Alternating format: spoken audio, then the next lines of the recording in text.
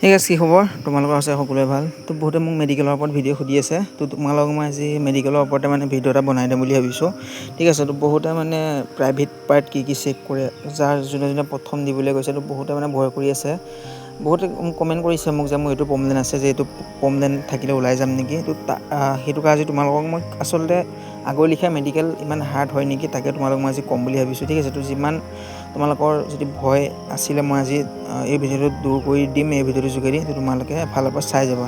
ঠিক আছে, তো তোমালোকক মই ক'ম যে কি মেডিকেল প্ৰথম তোমালোকে চেক কৰিব, যোনটো মই তোমালোকক কৈছিলোঁ ভেৰিক'জ ভেইনছ। তোমালোকৰ এডাল দুডাল যদি ভেৰিক'জ ভেইনৰ শিৰ থাকে একো দিগদাৰ নহয়। ঠিক আছে, এডাল দুডাল যদি তোমালোকৰ বেছিকৈ একে জেগাতে থোপ পাতি গৈছে, শিৰ একে জেগাতে যদি বেছিকৈ থোপ পাতি গৈছে, তেতিয়া তোমালোকৰ মানে পইণ্ট দিয়ে। কাৰণ এনেকুৱা যদি তোমালোকে থাকে পিছত তোমালোকৰ বাবে মানে দিগদাৰ হ'ব।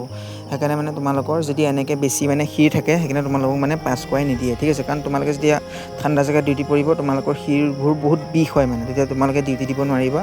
আৰু তোমালোকৰ ভালৰ কাৰণে মানে এনেকৈ যদি শিৰ থাকে তোমালোকক পাছ কৰাই নিদিয়ে। কাৰণ তোমালোকৰ যদি এনেকুৱা শিৰ থাকে পিছত তোমালোকৰ নিজৰ কাৰণে দিগদাৰ হ'ব। সেইকাৰণে তোমালোকক এনেকুৱা শিৰ থাকিলে পাছ কৰাই নিদিয়ে। ঠিক আছে, তাৰপৰা তোমালোকৰ যোনটো নগ্নি বুলি কৈছিলোঁ, যোনটো নৰ্মেল মানে প্ৰথমত যোনটো দেখিছা সেইটো থাকিলে তোমালোকে পাছ হৈ যাবা। কিন্তু তোমালোকৰ যদি মানে যোনটো মাজত যোনটো দেখিছা বহুত ভাগ হৈ গৈছে, আৰু লাষ্টত দেখিছা যোনটো মানে জইন হৈ গৈছে, তেনেকৈ জইন যদি থাকে মানে তেতিয়াও তোমালোকৰ মানে পাছ হোৱাত অলপ অসুবিধা হয়। ঠিক আছে, যদি তোমালোকৰ যোনটো প্ৰথমটো মই দিছোঁ যে প্ৰথমটো তোমালোকে আৰামছত পাছ হৈ যাবা, এইটো নৰ্মেল মানে। ঠিক আছে, তো তাৰপাছত তোমালোকৰ যোনটো পাইলছটো যদি হৈ আছে, তোমালোকে এতিয়া ভাল কৰিবলৈ ট্ৰাই কৰা। কাৰণ পাইলছটো যেতিয়া তোমালোকক কাঢ়িবলৈ দিব, তিনিবাৰ যেতিয়া কাঢ়িবলৈ দিওঁতে যেতিয়া তোমালোকৰ যদি তেজ ওলাই আহে, তেতিয়া তোমালোকৰ মানে পাইলছৰ ৰিজেক্ট হৈ যাব। পাইলছত কোনো ধৰণৰ মান্তি নাথাকে। ঠিক আছে, কাৰণ পাইলছটো তোমালোকে গম পোৱা এটা মানে বহুত অশান্তি টাইপৰ বেমাৰ হয়। তো সেইকাৰণে তোমালোকে মছলাজাতীয় বস্তুবোৰ এৰা। তোমালোকক মই আগতো কৈছিলোঁ, যদি পাইলছটো হৈ আছে মছলাজাতীয় বস্তুবোৰ এৰা, তোমালোকৰ আৰামছত ভাল হৈ যাব। কাৰণ এইটো বেমাৰটো মছলাজাতীয় বস্তুবোৰ এৰিব লাগিব, আৰু তেতিয়া ভাল হ'ব তোমালোকৰ।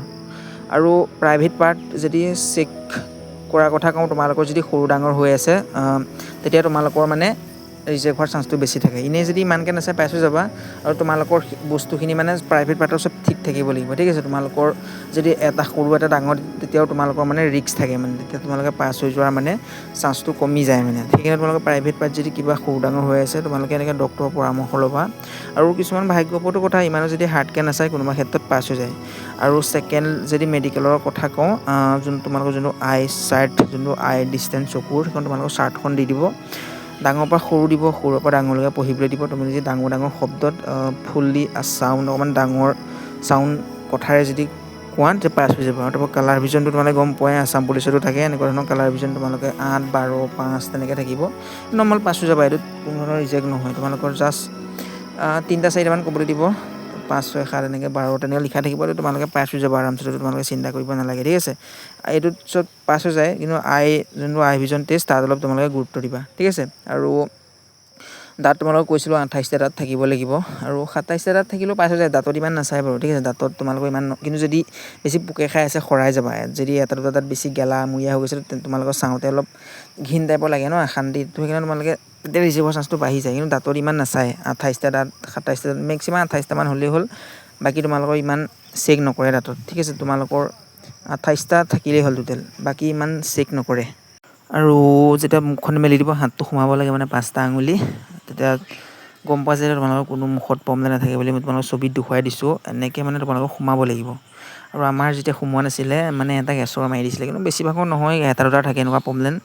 তো একো চিন্তা নাই, এনেকুৱা প্ৰব্লেম তোমালোকে পাছ হৈ যাবা। বেছি ইমানো মানে হেৰি নকৰে আৰু আজিকালি আগৰ লিখীয়া ইমান হাৰ্ড নহয় মেডিকেল। বহুতে তোমালোকক ভয় খুৱাব, আজিকালি তেনেকৈ ইমান নাচায়। ঠিক আছে, বহুতে তোমালোকক ভয় খুৱাবতো তোমালোকে ইমান চিন্তা কৰি নাথাকিবা, পাছ হৈ যাবা। আৰু এডাল পেঞ্চিল দিব, মই দেখুৱাই দিছোঁ চোৱা, এনেকৈ তোমালোকৰ এডাল পেঞ্চিল দিব, ঘূৰাব, আৰু সেই ঘূৰোৱা মতে তোমালোকে কৰি যাব লাগিব। মানে সেই ঘূৰোৱা মতে যদি তোমালোকে চকুকেইটা ঘূৰাব পাৰা, তেতিয়া তোমালোকে পাছ হৈ যাবা। এনেকৈ যদি ঘূৰোৱা মতে চকুকেইটা পাৰ কৰিব পৰা, পাছ হৈ যাবা তেতিয়া। আৰু আগলৈকে ইমান হাৰ্ড নহয়, তোমালোকক যিমান মানে কৈ থাকে পাছ হৈ যাব আৰামছত। খালি বেলেগৰ কথা বাদ দিয়া। ঠিক আছে, আৰামছত পাছ হৈ যাবা। বেলেগে যিহেতু ধেৰ কথা ক'ব, বাকী ইমানো হাৰ্ড নহয় আজিকালি। চবকে পাছ কৰাবলৈ চিন্তা কৰে, যিমান পাৰো ল'বলৈ চেষ্টা কৰি দিবা, আৰু তোমালোকে ভয় কৰি নাথাকিবা। ঠিক আছে।